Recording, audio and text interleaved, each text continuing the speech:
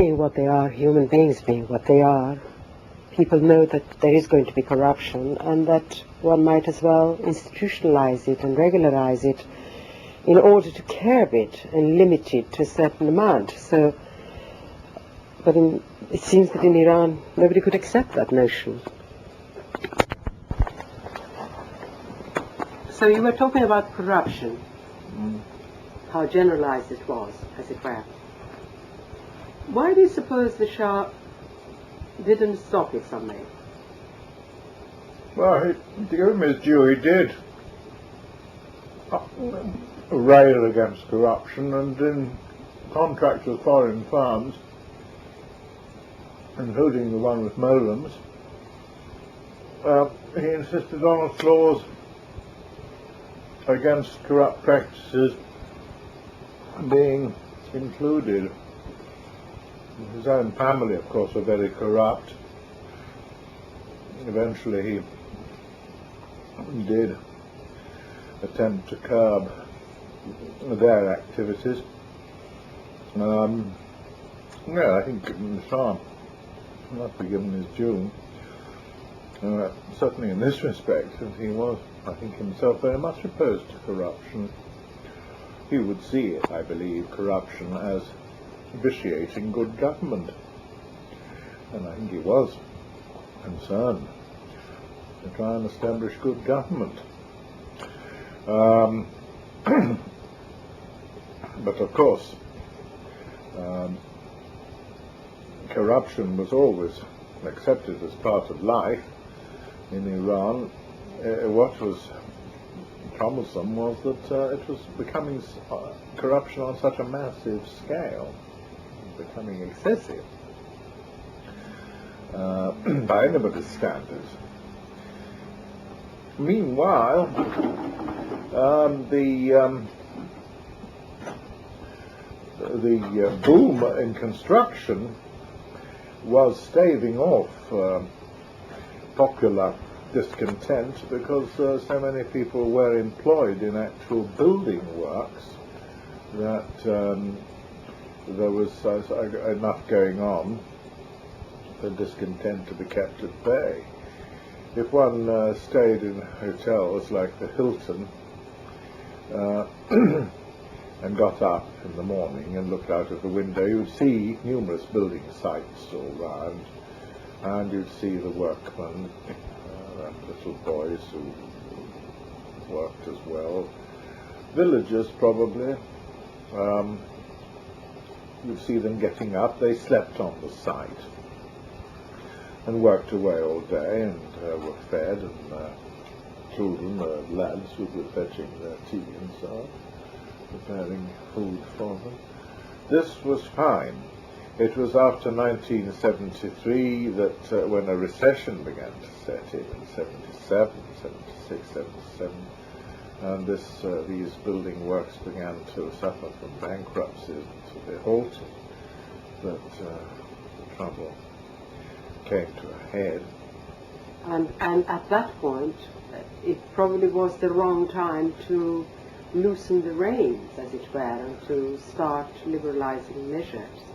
Yes, one of the troubles is that Iran, and I would like to say straight away that when I say Iran in this case, one can say a good many other nations, including modern Britain, for example, lives very much in the immediate present. There are never any contingencies. Governments lurch from one ad hoc situation to the next.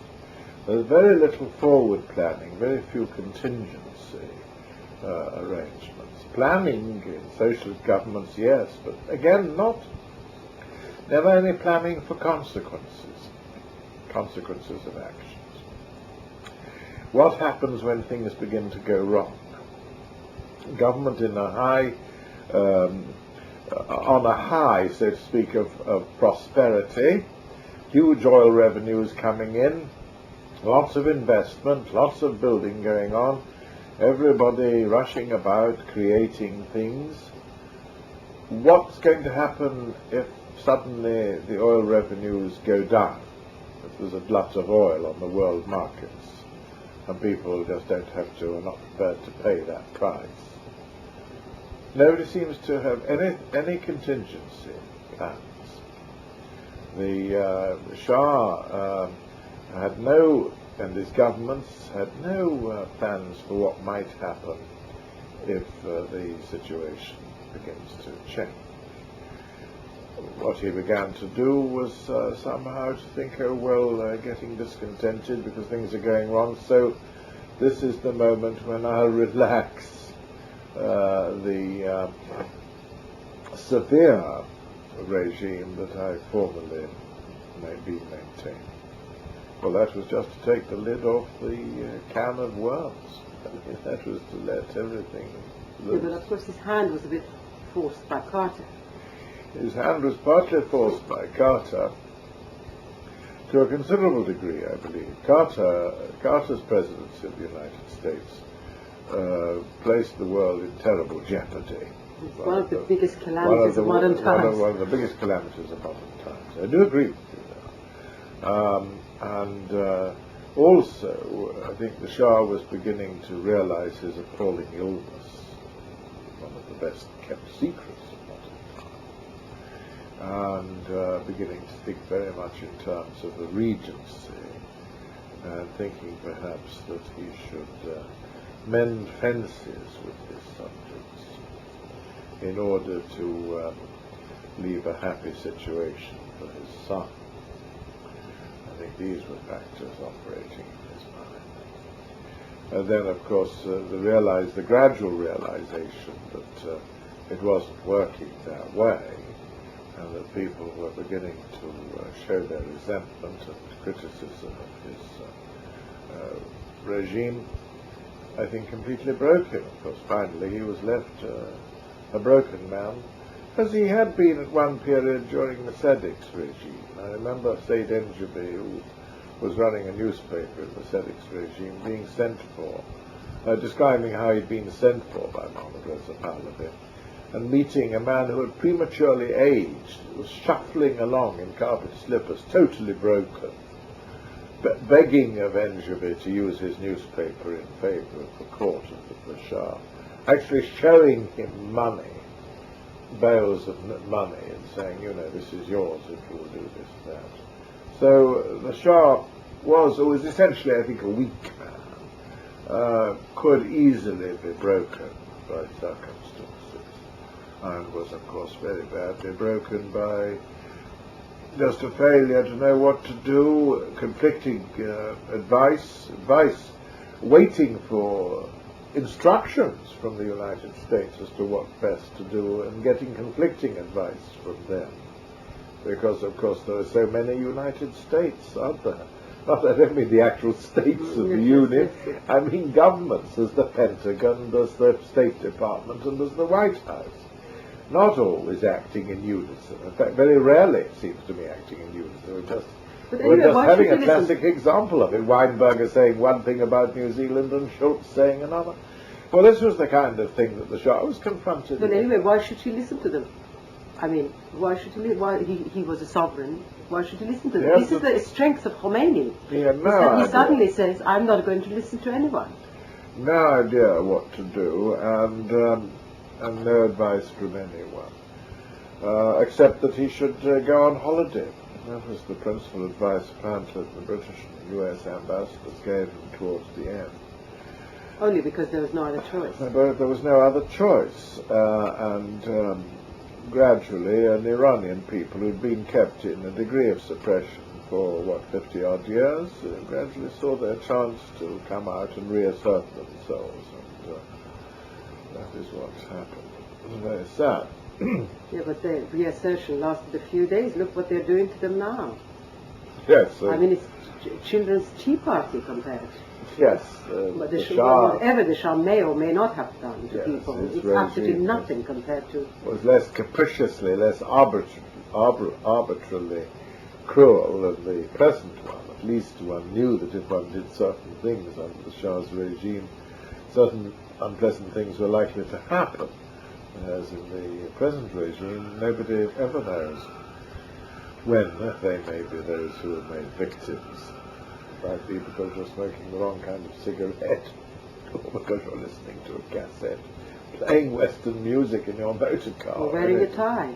Or wearing a tie. There he is, disaster, present situation. However. But you see, Khomeini now doesn't say, well, I am going to listen to anybody's advice. You see, all Iranians, as you say, believe that there is always the hand of the foreigner. And this man was canny enough, Khomeini was canny enough to realize that it's not the hand of the foreigners. It's jolly well the people themselves, and that he could do what he wanted, while allowing everybody to think that it was somebody else pulling the strings. Yeah. In the 50s, when I was living in Iran, one of my closest friends was Ehsan Naragi. What's happened to him? Extremely clever man. Well, he went to jail, he was sentenced to jail for 12 years, or 7 years, I'm not quite sure which, but Bani Sad effected his release, and he's all right. Bani Sad had been a pupil of his in Paris. Ehsan was a clever and a witty man, and he and I used to discuss in 56, 57 the future of Iran with extreme foreboding, quite looming foreboding.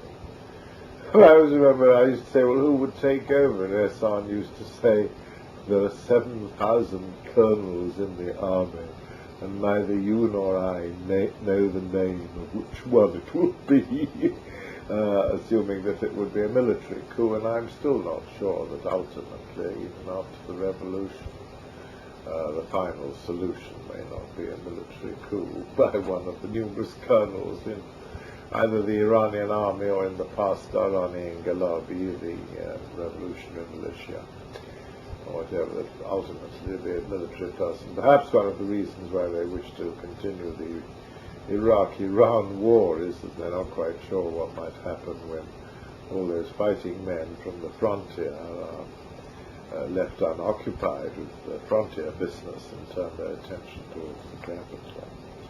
Well, of course, every revolution does need a Napoleon. Exactly. I mean, somebody has to come forward and save it. Yes. Save the country from it. Well, yes, that's one way of putting it. But the young officers at the head of Savak, one or two of whom I knew, they used to complain to me about the corruption of the older statesmen of Iran, and tell me that it was these men the Shah most deplored. Well, I suppose they were thinking of some of the old hangers-on members, those men who were put into higher committees, Shorahaye Ali, of which there were a number made, I always believed, as slots in which to pit aged senators and Majlis deputies. And they were corrupt? People like Asadi, Khorasan, and those people, no, not necessarily. A lot of them were not so corrupt. No,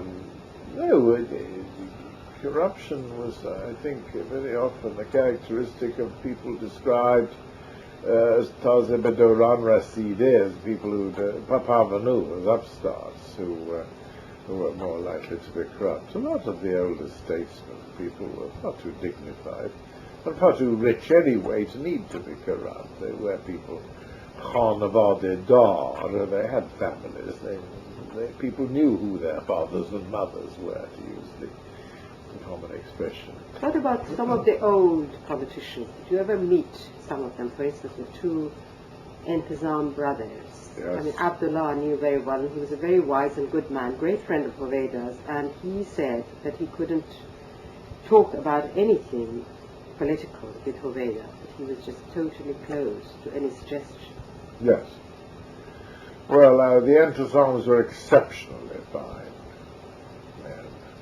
Yes, I did know them. They were exceptionally fine men. There were others. I knew Matin Daftari quite well, too. He was, I think, a lightweight, but he was a man of great integrity and seriousness. And he was put aside? Yes, he was Sadeg's son-in-law, of course. Yes, he confined himself to being the head of the United Nations organization. father of Hedayet, who became a politician and tried to form one of the parties that emerged during after the revolution. He's now, of course, living abroad in Europe in exile, after a period living in hiding in Iran. Of course, I knew him and the younger generation, Parviz Raji and young men like that. They were sort of children and protégé of mine, people whose parents I knew and who used to come and see me when they were on holiday from their universities in England, Cambridge, in the case of Raji and Mateen after it, both of whom were up at Cambridge University. The older people, yes, I met numerous members of the old political circles, whose names I can hardly remember now. Said Ziauddin, of course, I used to go out and see quite often. He was a fascinating character. But with him I talked mainly about the past. I mean, I got him to tell me his experiences of making a coup d'etat. The coup d'etat of February the 21st, 1921, he said was his coup d'etat, but it was the coup d'etat that, of course, brought Reza Shah to power. He, generally speaking, deplored the lack of development of Iran's natural resources, agricultural resources particularly. He was very much a back-to-the-land man. He wanted the Shah to encourage farming. He deplored the importing of meats and of grains in the country, which he said should be self-supporting in both in lamb and in grain. He was also a neutralist, really. He always had been, after all. He believed in equal-handed friendship towards the Soviet Union and towards the West. Non-alignment. Non-alignment. And he was keen on that. But of course, he had apparently no power, though he did talk to the Shah, I think about once a fortnight. He saw the Shah. And I think in those days, this was in the 50s, he was still in a position to make himself heard by the Shah. Not until after 1963 that the Shah became impervious to counsel and advice from people like Said Zia, though it was already in 1950 that people like Ibrahim Haji Nouri, a senator, vowed that the Shah had said he would never be a senator, selected as a senator again, because he'd spoken to the Shah, as I mentioned on an earlier tape, in terms of the necessity of the Shah reigning rather than ruling. Then, of course, one met beautiful old men like Nizam Sultan, who'd been one of those ambassadors unwise enough not to receive the Shah when the Shah fled the country under Mossadegh's government. Of course, some of the ambassadors forgot, as I told Nizam Sultan, that they were appointed as ambassadors, as the Safiri Kabir. They were appointed by the Shah, not by the Prime Minister. Nizam Sultan in Rome had misinterpreted the terms of his farman, of appointment, and when the Shah arrived in Rome, had failed to greet him, so he was... But isn't that this loyal, skunk behavior? Yes. It makes me boil. Yes, well, it made the Shah boil too, so poor old Nizam Sultan was left in exile in his country place, at a place called Galamduyak, outside Tehran, where one visited him, and where he played at being a Sufi, but I think only played at being a Sufi.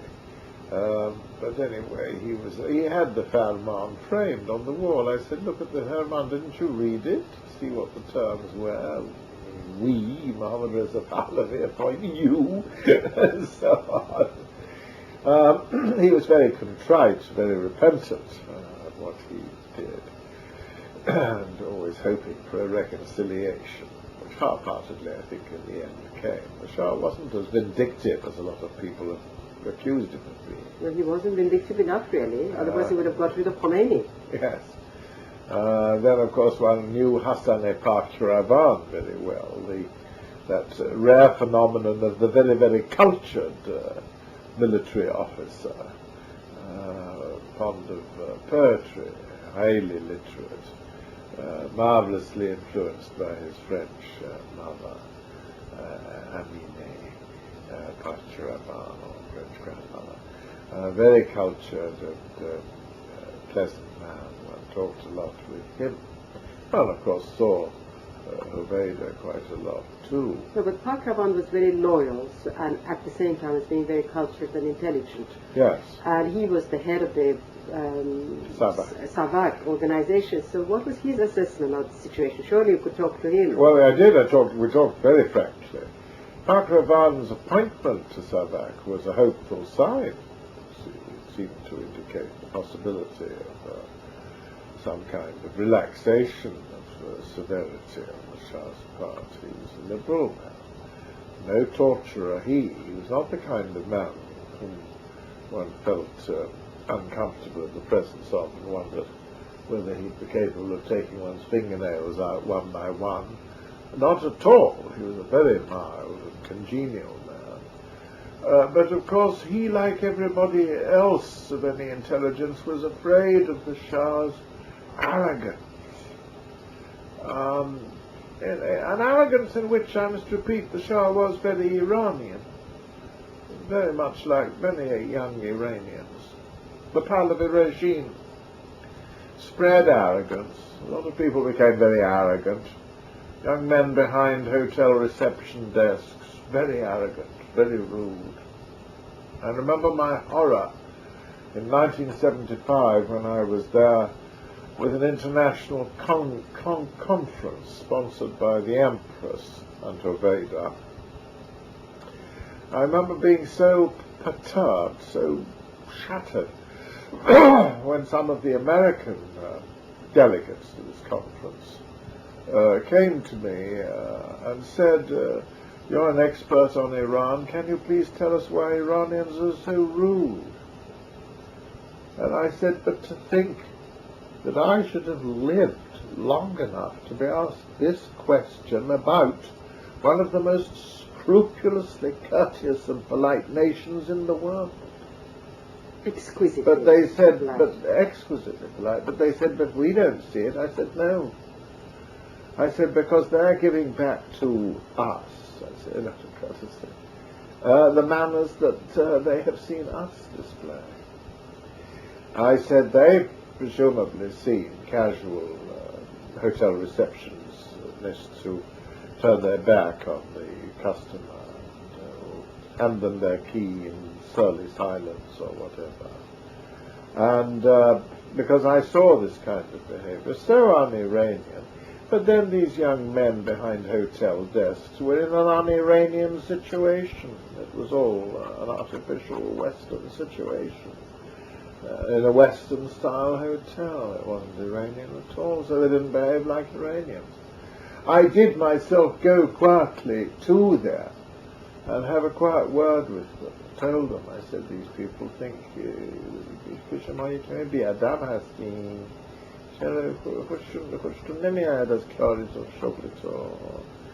and sort of cajoled them, and they were, made a bit of a joke of it.